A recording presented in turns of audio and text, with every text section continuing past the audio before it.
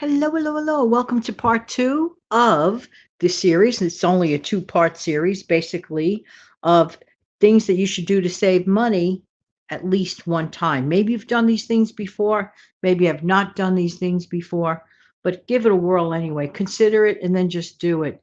How many times have we ever run a laundry and it really wasn't quite full enough? We always say, we'll wait till it's, a full load, then we'll run the washer. It costs just as much money to run a full load of a washer as opposed to running just half. So many times we say, yeah, we'll wait, and then it doesn't happen. But actually, if we get into the practice of filling up a full load of wash and doing it, it is a money saver. It's also a time saver because you're consolidating all the clothes at the same time. By the way, the same trick works for dishwashers. I'm just saying. Yeah, yeah, yeah. How you doing today? Hope everybody's doing well. Next, clean up as you go along. Now you might say, well, wait a minute. That's not a money saver. It could be or it couldn't be, but it definitely is a time saver and it definitely is a sanity saver. Because let's say you're baking a cake and as each step goes along, no matter what you do, just right away clean it up. And even while the cake is in the oven, you could be taking that time to do the easy rinse offs of the utensils, the battery bowl, things of that nature as you go along.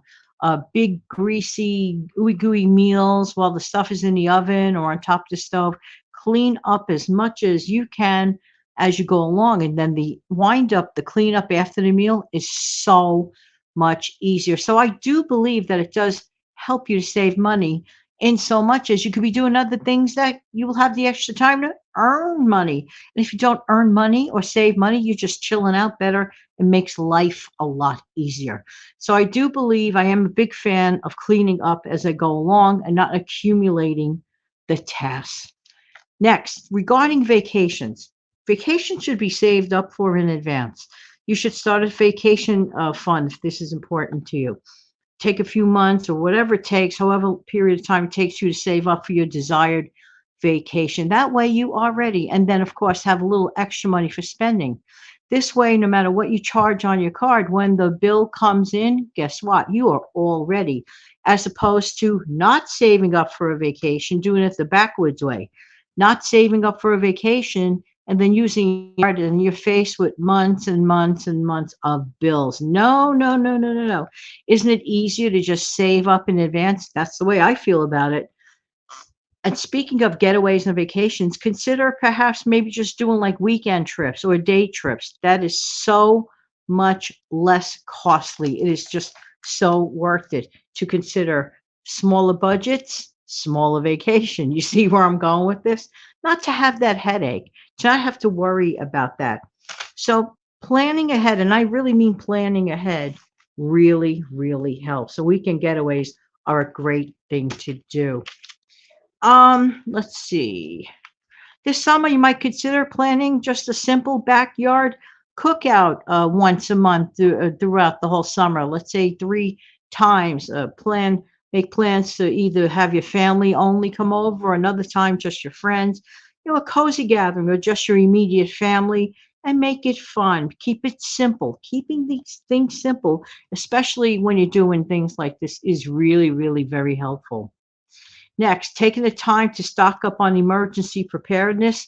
Sensible Living with Money Mom channel has been doing a series about that. Check that out. Just to mention, of course, common sense items like flashlights, batteries, alternate charging stations. You could get all things ahead of time. I don't know why a lot of people wait till the last minute, or sometimes people have the stuff, but they're not checking to see, if everything is up to snuff to make sure that everything is still workable, usable. So every once in a while, check on the stuff that you have already for your emergency preparedness. And don't forget to keep cash handy. Cash is very important. If we lose power and go off grid for any reason, for any length of time, it is important to have cash. I'm just saying. Now, also consider creating a fun money challenge for yourself. You could, let's say, for example, let's say you set a goal that you want to save or earn X number of dollars within a certain period of time. Like challenge yourself, say, okay, so for the next 30 days, by the end of this 30 days, I'm going to have, let's say, $500 extra in my wallet to do whatever I want to with it.